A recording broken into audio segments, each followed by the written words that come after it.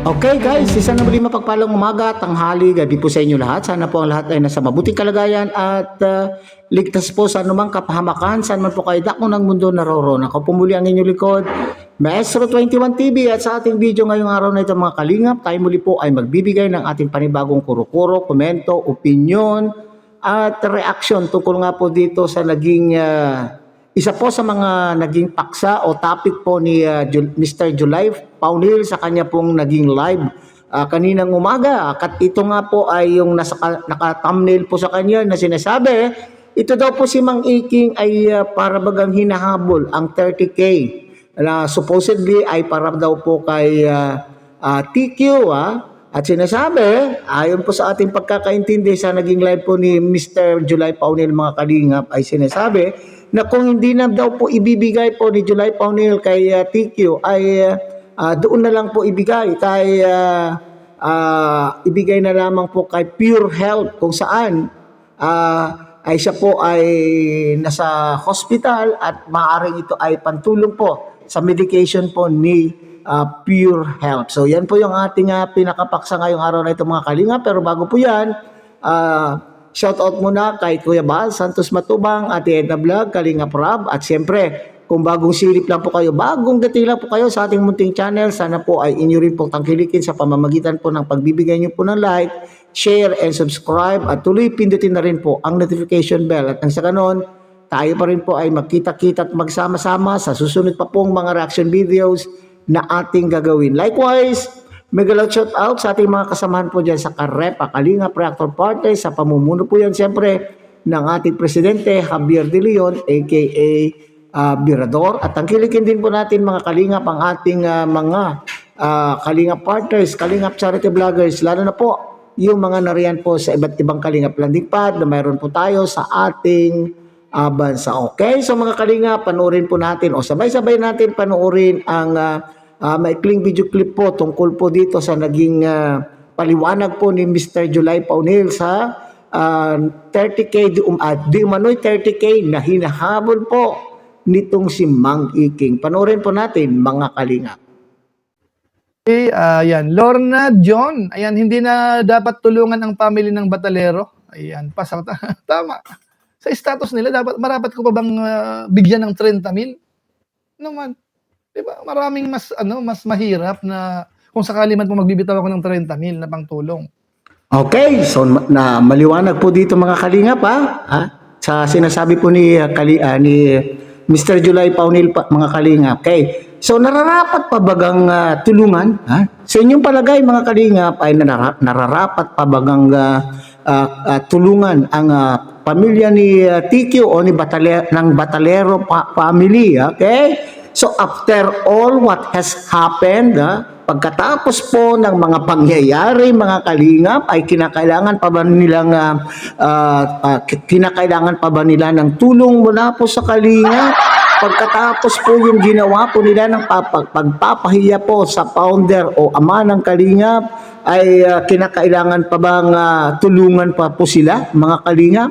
Okay, so ito yung sinasabi po ni Mr. July Paunil dito mga kalingap, na mas marami pa raw pong nangangailangan ng tulong doon sa 30,000 kung sakasakaling siya po daw po ay mayroong 30,000, sapagkat ayon po naman po sa mga sinasabi po nila at pinagyayabang bang tawag po doon mga kalingap, o lalo na ngayon po at talaga naman po na sumobra po ang pakulay, namumula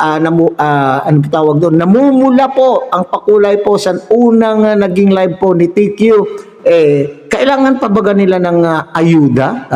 Bukod pa doon sa namumulaklak o namumulang mga ayuda po ng mga sponsor doon sa kanya pong unang naging live.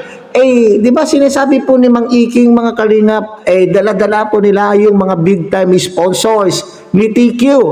So ibig sabihin, tama po itong sinasabi or itong observation po na nagkomento na hindi na po kailangan pa bigyan itong mga pamilyang ito, sapagkat sobra-sobra na po ang kanila pong biyaya. At kung mayroon man daw pong 30,000 itong si July Paunil, ay ilaan na, itulong na lamang po doon sa iba pa pong mas lalong nangangailangan. Okay. Di ba? Kasi ang yaman na ho nila. Ang daming sponsor na ang bibigyan ng daming sponsor nandyan na inaaway nga ang kalingap ng iba. No, Di ba po? inaaway, yung mga sponsors ay inaaway pa daw po ang mga kalingap. Yung iba daw lang daw po ang mga kalingap. Yung iba, tama po. Para bagang nakikipagkompetensya po sila mga kalingap. Di ba na ginawa natin? Kung ako ho ba'y may atraso na 30,000. Although may 30,000 po, ito is 30,000. Kaya naman po natin kahit paano naman. Okay, kaya po naman daw po, maski pa paano. Siyempre naman, July Paunil po yan eh. July Paunil, kaya talagang noon pa man po ay popular na po yung pangalan po ng July Paunil bilang isang sponsor po ng Kalingap. At the same time, hindi lamang sponsor, kundi sikat po na, anong tawag dito, na reactor ng Kalingap. Okay, si July Paunil pa kaya ang walang 30,000? Maaring ako pa po siguro ang walang 30,000 kaysa kay July Paunil. Kaso po, dapat hindi po yan ganun eh. Hindi sa challenge dinadaan yun eh. Dapat sa tamang paraan. Kasi may mga kaso-kasuan pa yan eh. Pag palagay mo po, ako magbibigay kay Pure Health halimbawa ng malaki. May protocol yan Ako hindi ako ang tipo na ako na magbibida-bida. Parang sapaw ko na sina Kuya Bal, sina Kalingap Rab. Hindi ko po ginagawa yun. Okay, nabanggit po ni July Paunil dito mga Kalingap yung pabida-bida. Okay. Kasi parang ang gusto po nila na itong si July Paunil, yung 30,000 kung ay parang nakukulangan po itong mga grupo po ng ni Mang Iking na ito daw pong pagkakaroon po o pagkabulag yung temporary bulag ba yan yung nangyari po kay Pure Health mga Kalingap, itong pagkaka-ospital o pagkakasakit po ni Pure Health mga Kalingap ay naging naging issue pa. Bakit po naging issue? Marami po tayong nababasa po mga Kalingap doon po sa Facebook na sinasabi sila daw po ay nakapag-abot na po ng kanila pong tulong na hindi naman po daw sila mga Kalingap. Bakit itong mga taga-Kalingap, ano na po ang ginagawa po nila? At hindi lamang po itong grupo po ni Mang Iking, pati na rin po itong si Ngipin, mga Kalingap. Itong si Kapisot, ipinost pa po niya po sa Facebook na binubulabog po niya. May nakalagay doon. Kung hindi pa daw po bobulabugin, kasi nakita po nung una nag-post po itong Kapisot na ano daw po ang ginagawa ng mga Kalingap, bakit itong kasamahan po nila, itong kasamahan po nila ay may problema, nagkaroon ng sakit, bakit hindi matulungan? Nasaan na daw po ang One Kalingap, One Family? Okay. Nung nakita po nila na bumisita po itong si Kalingap Rab kay Pure Health ay may post uli po itong Kapisot na sinasabi naman na kung hindi pa po bubulabugin ay hindi pa po sila tutulong. Okay? So ito pala yun. Wala palang intention, hindi mula sa puso po ang kanila pong pagdamay kay Pure Health bilang isang dating kasamahan. Okay? Maski sabihin po natin nandun na po sila sa kabilang bakod, itong si Mang Iking bilang isang nakasama po at naging kaibigan naman din po niya itong si Pure Health ay dapat tutulong. Hindi dapat, kundi kung gusto lamang po. So yun pala yun. Tumulong po sila kay Pure Health para lang pala ang intention ay ipakita na sila ay nakapagbigay. Ito daw pong mga ilang inaasahan na mga magbibigay o tutulong sa Kalingap ay wala pa, kagaya po nitong si Mr. July Paunil. So ibig sabihin, sila po yung nagpabida-bida. Sila po ay nanguna upang sa ganon makita po ng tao na sila, maski sila po ay hindi Kalingap, ay tumutulong po sila. Okay. So ang sinasabi din naman po dito ni July Paunil mga Kalingap, iyaw naman po niyang pangunahan. Kung magbibigay po o kung tutulong man po itong si July Paunil kay Mr. Pure Health, idadaan po niya sa tamang proseso. Gaya po niyan, ano po ang tamang proseso? Ibibigay niya po yung kanyang ambag kina Kuya Bal o kay Kalingap Rab at bahala na po silang magdala o magbigay o mag-abot kay Pure Health. Yun po yung sinasabi. Palibhasa kasi itong si Mang Iking, mga kalingap, ay noon pa man ay pasaway. Ano po? Hindi na ginagawa. Actually po, itong kay Pure Health, matagal na ako kaming ano niyan. Kung nag-start po niya, nag-initiate sa grupo namin, matagal na. Nung ano pa yan nung unang napanood namin yan, si Jubilito, sa grupo namin sa BIOS. Sabi ko, larga tayo kako dyan. Kaso nga lang, siyempre, yung iba aantayan. So, medyo, hindi, kumbaga, hindi pa ho talaga. Pero may nakalaan kami talaga dyan. May nakalaan daw po ang BIOS, yung grupo ni Jubilito TV Official, kung saan ay siya po ang presidente po ng BIOS at nandun din po itong si Mr. July Paunil. At bukod po doon, yung grupo po ni Mr. July Paunil na co-os, yung sponsor po talaga ng Kalingap, mga Kalingap. Kaso nga lang, yung mga tipong ganitong datingan, parang nakakawalang gana eh. Correct. Nakakawalang gana yung ganong datingan. Okay, nakakawalang gana kasi pinapangunahan po Kung baga ay para bagang challenge po ito, mga Kalingap, na kami na hindi Kalingap, nakapagbigay na kayo, ano ginagawa po ninyo? Ano pa ang hinihintay ninyo? Parang ganun po, mga Kalingap. Yung mga... hindi, siyempre, sa tingin ko, baka hindi naman kasalanan ng mag-asawa. Maliban na lang, nagchismisan sila. Kasi Mang Iki, nag-isip ng ganito, wala pa pala si ganito, wala pa pala. Nagchichismisan tayo doon, maliban na lang kung ganun po ang scenario. Pero sana wag naman. Sana wag naman. O kung sakali man yung asawa, nakikipagsabuatan sa kanya, wag naman si Pure Health. Kasi si Pure Health po ay Kalingap yan. Okay? Yun po ang sa atin eh. Pero lilinamin ko po yan, ako hubay may ipinangako, may atraso about po dyan. Ano po, para hindi tayo naghahaka-haka, mag-isip ng kung ano. Hindi man na ginawa natin. Pearly Fernandez, Engineer July, may live noon si Kuya Bal na sabi, magbibigay ka ng 30K para pagpaayos ng bahay ni V. Okay, ito yung sineryoso po nila, mga Kalingap. Okay, di ba nung lumabas ng issue o lumabas po yung update doon sa bahay po ni ng Batalero family na sinasabing pagkatapos po ng earthquake o ng lindol ay nagkabitak-bitak po at sinasabi po nila dapat daw ipagawa po ng Kalingap. Okay, nag-live po si Kuya Bal at nag-roll call doon sa mga talaga namang kilala po niya na nagbibigay. July Paunil, 30,000, Susan Vergara, at kung sino-sino pa po yung mga binanggit niyang mga pangalan, mga Kalingap, na tutulong kung sakasakali na ipagawa po nila yung bitak-bitak po na pader o na bahay po nila TQ. So ito naman po siguro yung sineryoso po ni Mang Iking. Kaya ngayon, hinahanap po niya. Bakit nag-pledge ba? Nag-pledge ba itong July Paunil ng 30K? Direkta ba na nagsabi na siya po ay magbibigay ng 30,000 at ngayon sinasabi kung hindi na may bibigay kay TQ ay doon na lang po kay Pure Health. Ay nako, kaya tuloy imbis na tutulong po itong si July Paunil kay Pure Health ay nawalan na po ng gana. Ayaw daw po niya ng ganung mga pamamaraan, mga Kalingap. But I'm sure joke lang yun ni Kuya Bal. Kung bira kayo, hindi pa kayo nasanay kay Kuya Bal sa mga ganun. Di ba? Alam nyo na po na si Kuya Bal hindi ka makamove on talagang bad trip eh. Sa tingin mo, mag-initiate pa siya para magbigay ng perang malaki doon? Correct.